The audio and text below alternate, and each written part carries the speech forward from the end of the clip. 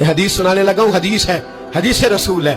جوان خاص کر کے ذرا میری بات پہ توجہ کریں، اور بزرگ خاص کر توجہ کریں جنہوں نے تربیت کرنی ہے۔ سنیں، حضور کی بارگاہ میں ایک نوجوان آیا ہے، یہ سنگ میل ہے حدیث، اس کو یاد رکھنا۔ عرض کی حضور میں سارے گناہ چھوڑ سکتا ہوں، زنا نہیں چھوڑتا۔ حضور مجھے زنا کی اجازت ہونی چاہیے۔ میرے حبیب نے تھپکی دی، بٹھا لیا۔ میں کہتا ہوں حضور نے گناہگاروں کو معاشرے سے کاٹا نہیں، ان کی تربیت فرمائی ہے، ان کی تربیت فرمائی ہے، ان کو قریب فرمایا۔ میرے حبیب کریم صلی اللہ علیہ وسلم نے فرمایا ادھر آ، بیٹھ جا۔ بیٹھ گئے۔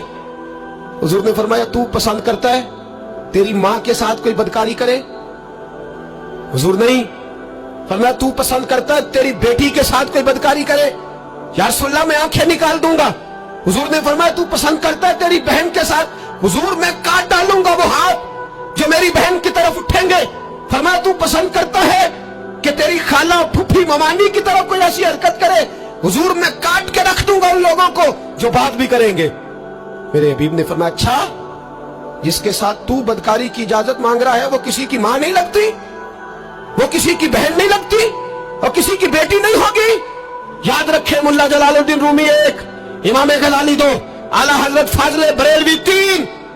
بزرگ متفقہ طور پہ لکھتے ہیں، فرماتے ہیں جو گند کے ساتھ دوسرے گھر میں تاڑتا ہے وہ اپنے گھر کی خیر منا لے، جو گندی نظر دوسروں پہ رکھتا ہے وہ اپنے گھر کی خیر منا لے، اس لیے کہ جو جرم وہ کسی کے کھاتے میں ڈالے گا وہ سزا بن کے اس کے گھر کی طرف لوٹا دیا جائے گا، جو بدکاری وہ کسی کے کھاتے میں ڈالے گا وہ سزا بن کے اللہ اس کے گھر کی طرف لوٹا دے گا۔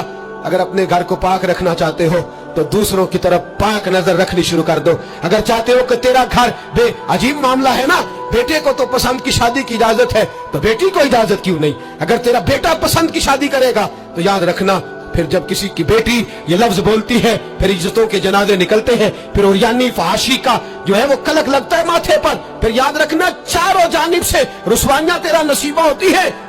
اگر تو بیٹی کو روکنا چاہتا ہے تو بیٹے کا ہاتھ پکڑ، اگر تو بیٹی کو صاف رکھنا چاہتا ہے تو بیٹے کو شرم و حیا کی چادر اڑا، اگر تو بیٹیوں کے کردار کی حفاظت کرنا چاہتا ہے تو پہلے بیٹے کو پابند شریعت بنا۔